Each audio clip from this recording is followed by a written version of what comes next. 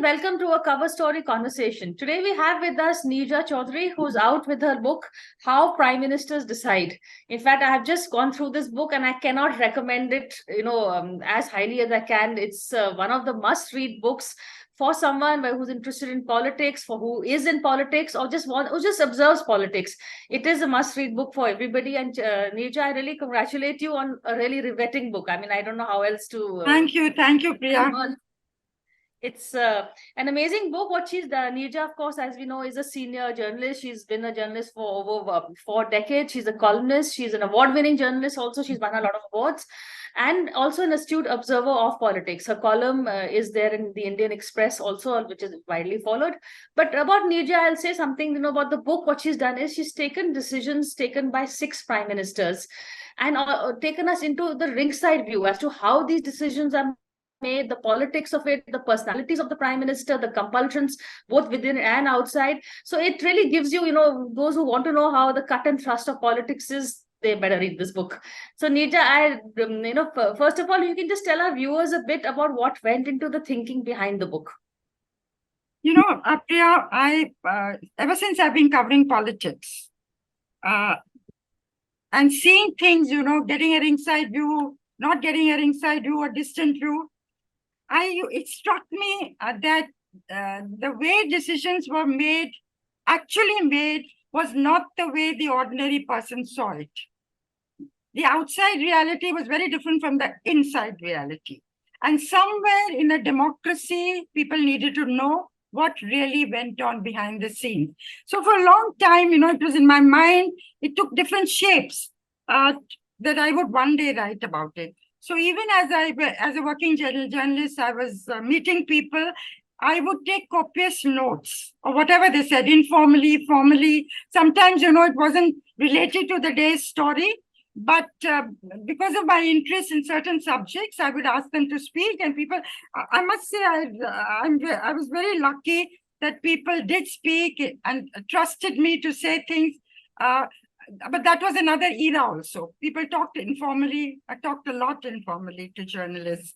So then I, put it in notebooks, and I thought I would write, and other things took over.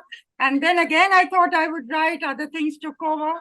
And finally, it was in 2018 that Aleph signed me on. And I must say, David Devidar, who heads Aleph Book Company, from day one, he believed in this book. And during the COVID is when I got knuckled down to actual work.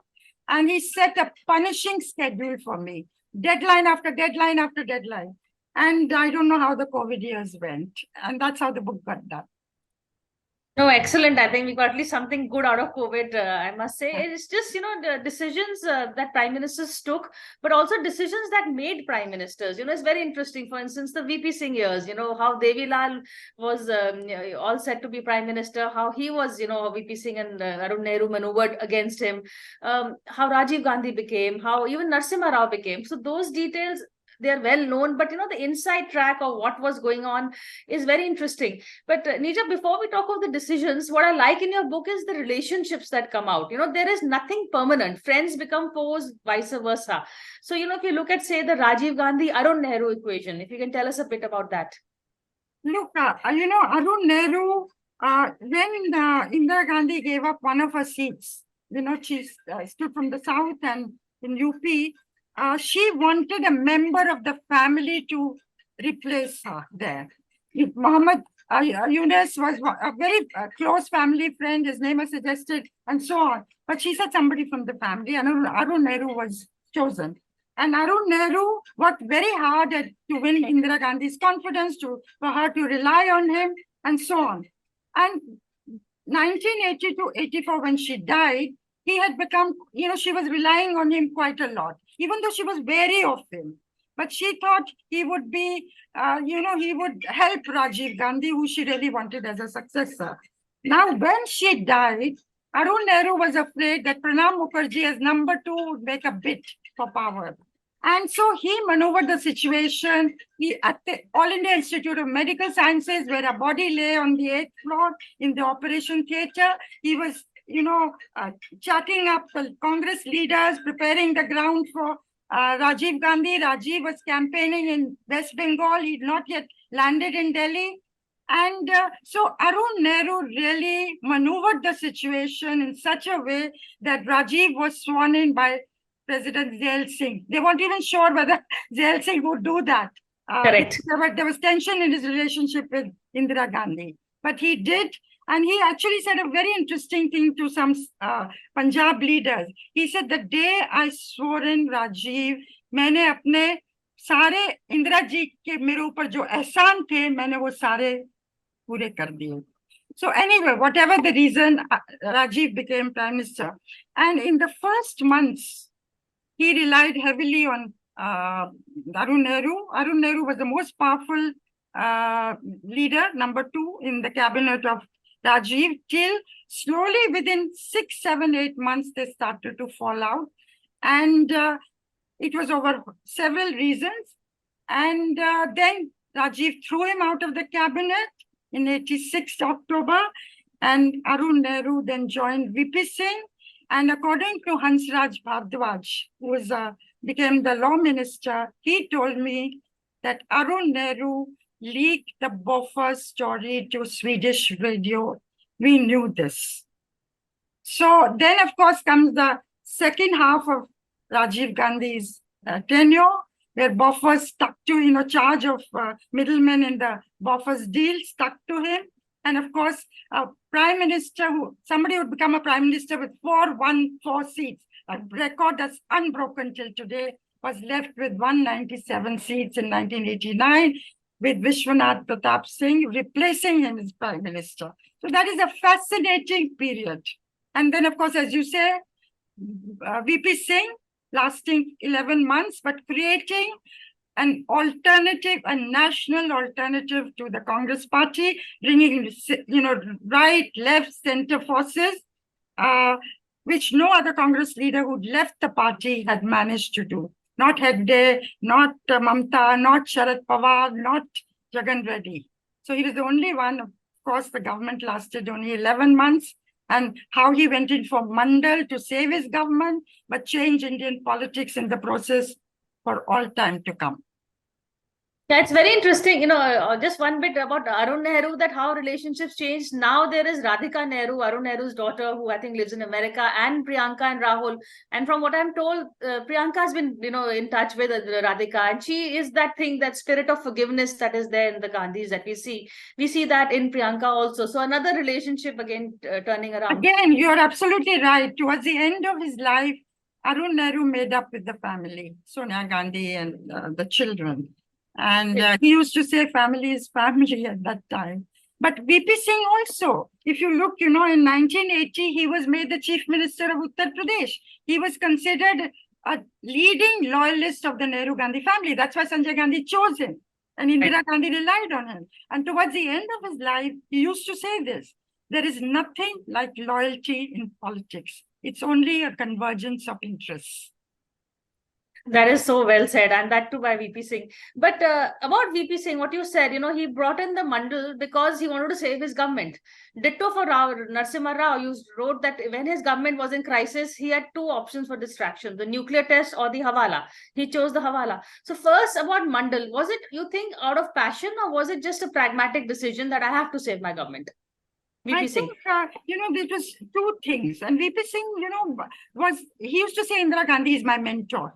And he had a pulse, he politically, he was very sharp, very savvy. And there were 2 things. One, Devi Lal posed a challenge to him. If he didn't go in for Mandal, he realized Devi Lal was holding a rally few days down the line, and he would demand that Mandal be implemented. So he did a preemptive move to save his beleaguered government. And secondly, there was pressure from within the party, and that had been there for even since Morarji's time. With the rise of the OBCs, who were part of the Janata Party, there was pressure that Mandal be implemented. So he played to both. Both were reasons. And he thought that he will win the OBCs even in the Congress, those MPs. And he thought even if there was election, and he saw that happening, that he would come back to power because the OBCs would support him.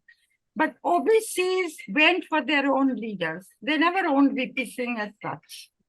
They went for Mulayam Singh, Lalu Yadav, Nitish Kumar, Mayawati, Paswan. Of course, they were Dalits, but they gained from the Mandal movement. Then, of course, Shivraj Chauhan, Uma Bharti, Ashok Gehlot, and finally Narendra Modi as the OBC Prime Minister of India. So what was started there has, power devolving to communities which were on the peripheries, and that is a natural progression in a democracy. And that is still going on because you see from OBCs to most backward, to Mahadalits, to Pasmanda Muslim, and so on. And VP Singh used to say this, tokenism is not good enough. There should be what he would call satta mein shirkat. So they should be leading from the front. But it's interesting. VP Singh's biggest contribution, what he's known for, is what you said earlier, the alternative to the Congress party, and not really for heralding the Mandals, the Mandal revolution, because he didn't get anything much out of it. Vajpayee, one of my favorite prime ministers. In fact, you've also written how his decision on the nuclear deal. He was a dove, he was a peacenik, he was a hawk. If little bit about Vajpayee and the nuclear option, and how his thinking changed with the times, or 1950s, he wrote this famous poem, Hiroshima Ki Peeda.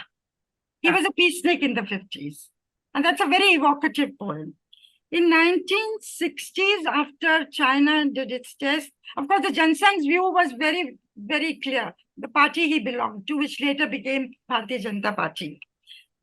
So he defended in parliament, his party's line saying the answer to an atom bomb is an atom bomb. Very forthrightly, vigorously in parliament. In 79, in the 70s, when he became the External Affairs Minister under Morarji Desai, he sided with Morarji Desai, who was against India going nuclear, and there was actually a vote in the CCPA. Now, those were different times, Priya. Morarji was against going nuclear. K. Subramaniam, the father of Mr. Jaishankar, who's External Affairs Minister today, he was at that time the head of the Joint Intelligence Committee, and he had given a report that Pakistan was about to acquire nuclear weapons and India needed to see what to do. Now, Morarji could have just dismissed this and said, no, I'm against it, we're doing nothing. But Morarji called the CCPA, 5 senior leaders of the party, and actually took a vote. And they decided to go. We don't see much of that happening these days. Don't see that. And Vajpayee voted against. And so did Morarji. But it was surprise. It is an interesting story. I won't go into details because I know you want to cover other ground. But it's a very interesting story of how all that happened.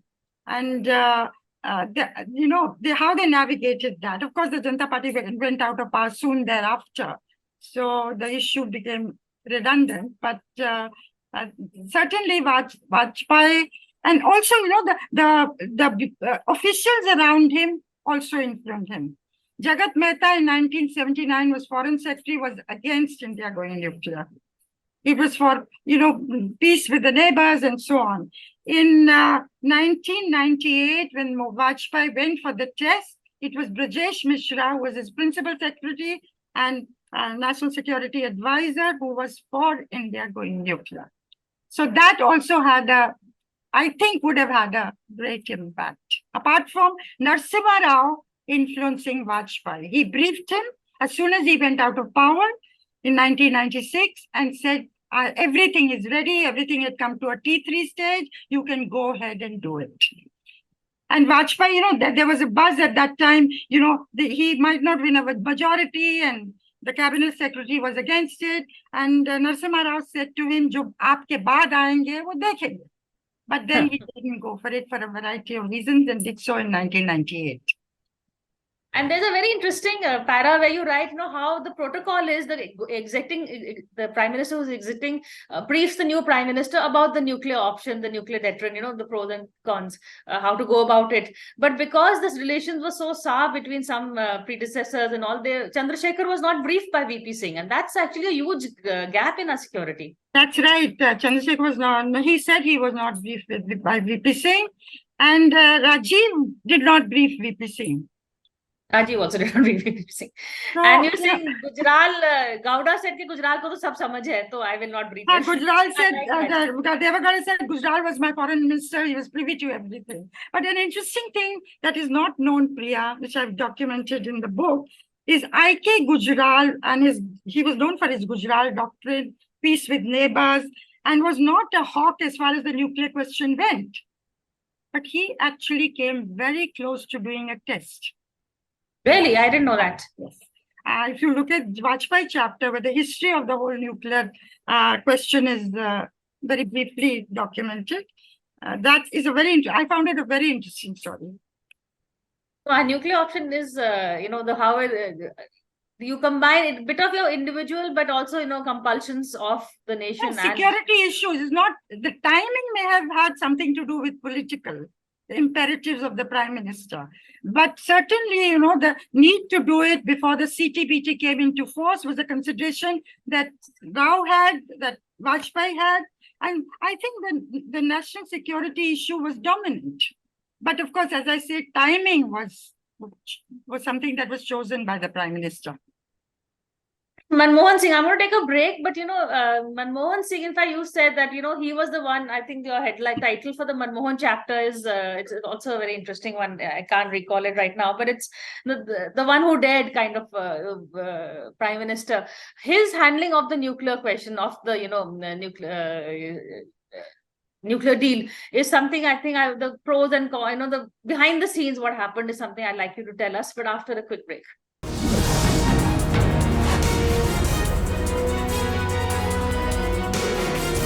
Hello and welcome back to a cover story conversation with Neerja Chaudhary. We're talking to her about her book, How Prime Ministers Decide, where she looks at 6 decisions taken by 6 different prime ministers over the years, decisions that shook the nation, and actually goes into the nitty-gritties and little interesting anecdotes behind the decision as to why they happened and how it all came about. The nuclear deal, the prime minister who roared, I think is your headline. So I think, you see, when Manmohan Singh became prime minister, when Sonia Gandhi declined to compare, and he was considered a very weak prime minister because all the political decisions were taken by Sonia Gandhi, Ahmed Patel and her team.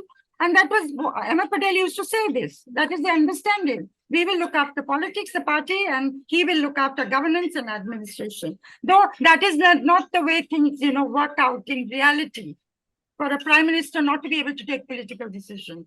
But when it came to the Indo-US nuclear deal, and I think Manmohan Singh wanted a new strategic relationship with the US, so a process that had been started by Vajpayee, also really started in the time of Narasimha Rao, when the world went unipolar, the Soviet Union collapsed, and India opened its economy. So we were moving in that direction. And there was a resistance from within the party. Sonia Gandhi initially was against it because the left parties were propping the government, and they were against a closer relationship with the US. So Manmohan Singh, how he navigated this, left said they would withdraw support to his government. That would have meant the government would have gone. And if the government would have gone, the deal would have also gone. At one time, he threatened to resign also if, he didn't get the backing. But Manmohan Singh used to walk around with his resignation in his pocket. That's right. That is what was said ever since he took over. There were several times when he threatened to resign. So he used that as a very effective political tool. But he managed to get Amar Singh. Now, Amar Singh was a member of the very powerful member of the Samajwadi Party at that time. Samajwadi Party had the numbers in the Lok Sabha, but they were against the deal. And Amar Singh was a very colorful character. You would know him. Those of us who covered politics at that time, know his importance, but he hated to be called a fixer. He saw himself in a class, way above the normal fixers. And he wanted not just to fix things in India, but he was in the US with the Clintons, both the Clintons and so on. So he won over Amar Singh, and Amar Singh won over the Samajwadi Party, got them to agree to support the government when the left withdrew their support. And a man who played a very pivotal role behind the scenes and is said to have sold the idea to Manmohan Singh to go for the Samajwadi Party's support was M.K. Narayanan. The bureaucrat and became. And one of the Congress leaders has said to me at that time, when he mooted this idea, Dr. Singh fell for it hook, line, and sinker, and then pulled out all stops to win them, and he did. Of course, it was a messy business, with the BJP showing that money was paid in parliament to buy support, etc., etc. But he survived. Then the deal went through. And various fora in India as well as the US, all that's documented. And one of the things, Priya, that enabled this to happen, though it is not personal relationships that determine a country's policy, but the chemistry between Dr. Manmohan Singh and George Bush, the US president. And that was a very unique thing, which many people who followed events of the time commented upon. And I say this, that Manmohan Singh wanted a strategic relationship with the US. The US wanted India's help to counter China. But somewhere Manmohan Singh didn't give up for those 3 years. I say because he wanted to show that he could be his own man. And that is the one place where he really asserted and got his way. Nowhere else did you see this killer instinct or this political instinct of Manmohan Singh manifest itself in decision making. Which is true. He believed in something and he stood up for his what he believed in. But there is a very nice anecdote about Amar Singh. You said Samajwadi Party had the numbers. I would add Amar Singh had the ego, which is what made it happen. Because this, as you write in your book, this is the same Amar Singh that was cold-shouldered by Sonia Gandhi at a UPA dinner. Then when Manmohan Singh wanted his help and called him for a dinner 7 years later, Amar Singh arrived late while Manmohan Singh had kept a place for him at the table. And, he arrived. If you would tell us about that dinner, it's a very interesting. That was the 4th anniversary of the UPA. And this used to be done every year.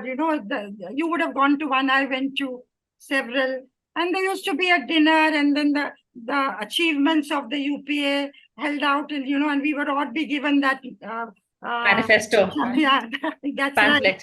Right. And so here, this time, Manmohan Singh had invited Samajwadi Party MPs to come. In the previous years, they had not been invited because their help was not directly needed for the government. So they were giving outside support. So Amar Singh got all his MPs. And this is the time when, the agreement was going through. Will they, won't they, will they? So it was suspenseful for Dr. Singh. But he was hoping they'd agreed to come, and he put Amar Singh on the high table, on the head table. And it was supposed to be there. It was supposed to start at 7, 7:15, 7:30, 7:45. They didn't show up. And Dr. Singh looking around what had happened, and that place was occupied by Dr. Karan Singh. You couldn't leave a place next to the PM empty. So Amar Singh had told his MPs to come to his house. We will go together.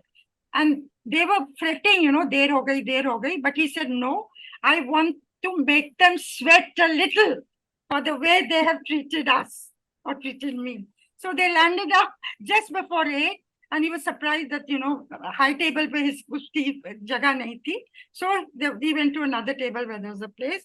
And Manmohan Singh saw him. He quickly got up, went across to the table and joined him.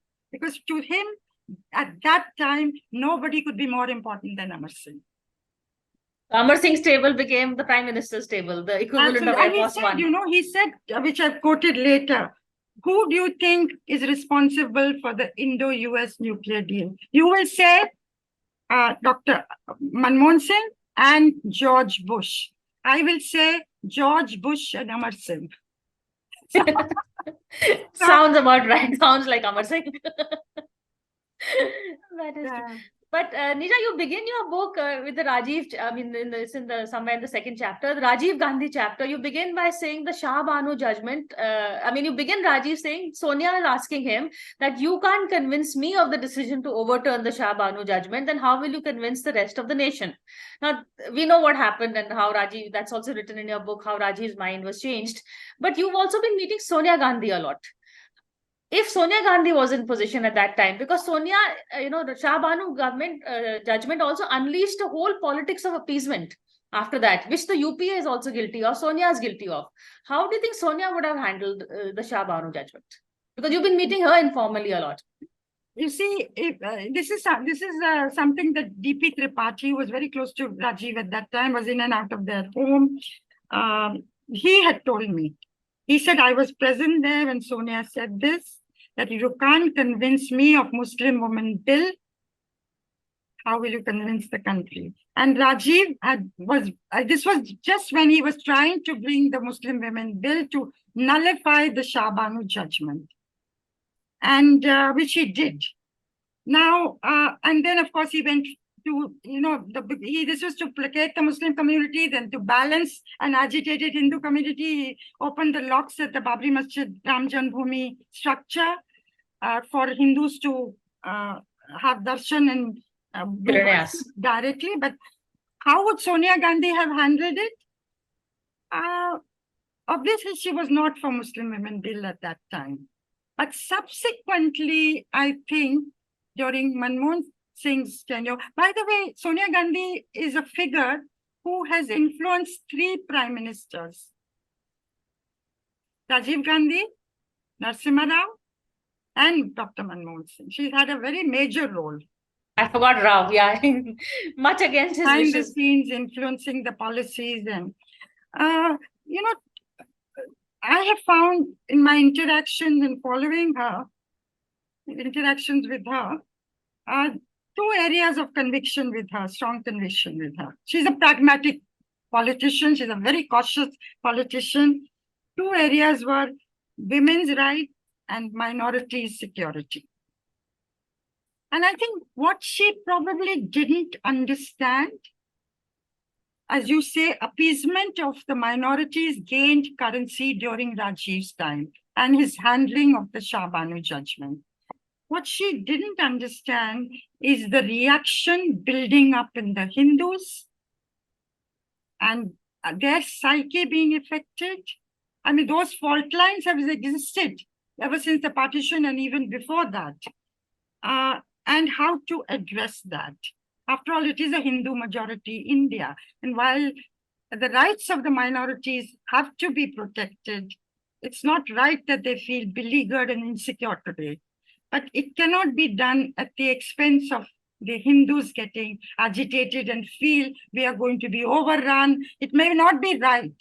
It's not the facts of it, but the perception of it. And that is a sentiment on which the BJP played. And that's a sentiment which Indira Gandhi understood very well, which is also there in your book. Gandhi understood very well. And to an extent, even in the beginning, Rajiv, in those years before he became prime minister, because Indira Gandhi got him to meet the RSS leaders, and he met them 4 times. So he had a contact with them. And both Rajiv and Indira had a contact with the RSS, which, now is very interesting because Rahul's politics are all very targeted, opposed to the RSS thought and ideology. But Indira Gandhi was pragmatic enough to know that you have to do business with them. It's not that she believed in the RSS ideology. It was she did not. How could she use them? And they thought, how could they use her? Which is the way politics is really placed. But thank you, Nija, for this conversation. We're out of time, but I'm hoping to call you back soon again once you've done with your book launch. And each chapter deserves a conversation. So if you'll spare us the time, I would love to do that with you. But thank you now for this. Thank you, Priya. Thank you for having me.